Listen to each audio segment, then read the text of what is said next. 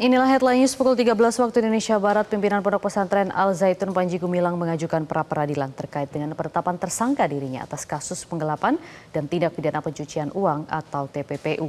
Panji merasa keberatan dengan penetapan tersangka dirinya yang dilakukan sebelum selesai tahapan penyidikan. Hari ini pihak pemohon pra-peradilan status tersangka Panji Gumilang dan termohon sub 3 Unit 3 Dit Tipideksus Bareskrim Polri menyerahkan kesimpulan tertulis kepada Hakim Tunggal Estiono. Sidang yang dimulai pada pukul 10.30 pagi tadi ini dihadiri oleh kedua pihak baik termohon dan pemohon. Sebelum penyerahan kesimpulan tertulis, tim kuasa hukum Panji Gumilang sempat menyerahkan beberapa bukti tambahan dari pihak pemohon.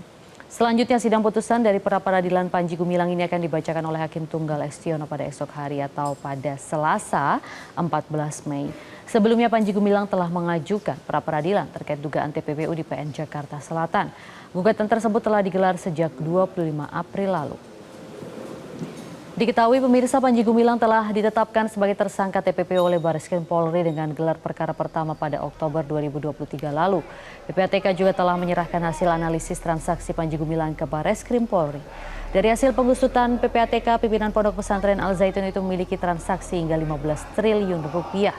Transaksi tersebut termasuk dana yang masuk dan keluar dari rekening Panji Gumilang, yayasan serta pihak-pihak terkait. Dan untuk informasi selengkapnya, kami langsung ajak Anda bergabung bersama Fadila Syarafina. Fadila, kesimpulan apa yang diberikan oleh para pihak? Iya, Maria, benar sekali. Pada hari ini Pengadilan Negeri Jakarta Selatan sudah selesai menggelar persidangan pra-peradilan Panji Gumilang terhadap penetapan dirinya sebagai tersangka pada kasus dugaan TPPU oleh Bareskrim Polri. Tadi agenda sidangnya adalah pembacaan kesimpulan.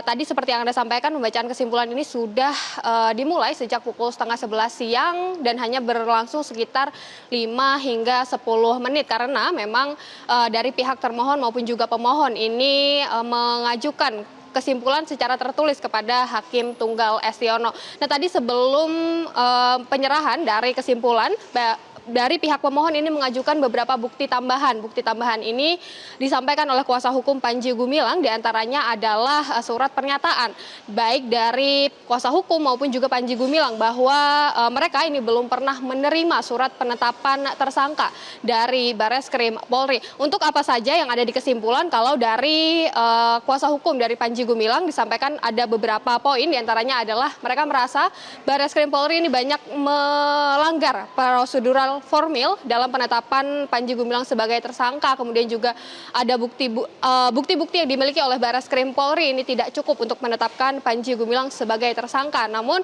untuk selengkapnya berikut adalah pernyataan dari kuasa hukum Panji Gumilang, Alvin Lim. Jadi kita juga sidang besok tanggal 14 Mei 2024 setelah semua putusan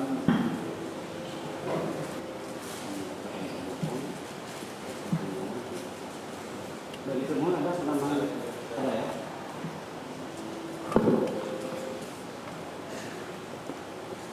Antara lain yaitu Undang-Undang Yayasan itu pasal 53 harusnya ada penetapan terlebih dahulu. Terus juga di mana mereka belum punya cukup alat bukti tapi sudah menetapkan sebagai tersangka.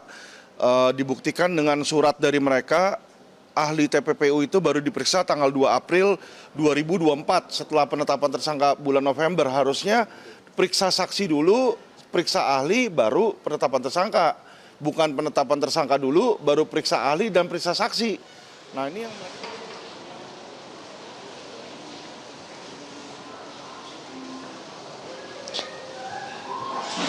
Iya, baik Maria, demikian adalah pernyataan dari kuasa hukum Alvin Lim. Dan kalau dari Bareskrim Polri, ini di Tipideksus Bareskrim Polri menyatakan bahwa Bareskrim Polri sudah memiliki bukti yang cukup dan juga proseduralnya ini sudah sesuai dengan hukum. Tentunya kita akan menunggu bagaimana putusan yang akan dibacakan oleh Hakim Tunggal Estiono di pra-peradilan Panji Gumilang ini pada esok sekitar pukul 1 siang. Demikian Maria, untuk sementara kembali dulu ke Anda di studio. Baik, laporan langsung dari Fadila Syarafina. Terima kasih. Jelajahi cara baru mendapatkan informasi. Download Metro TV Extend sekarang.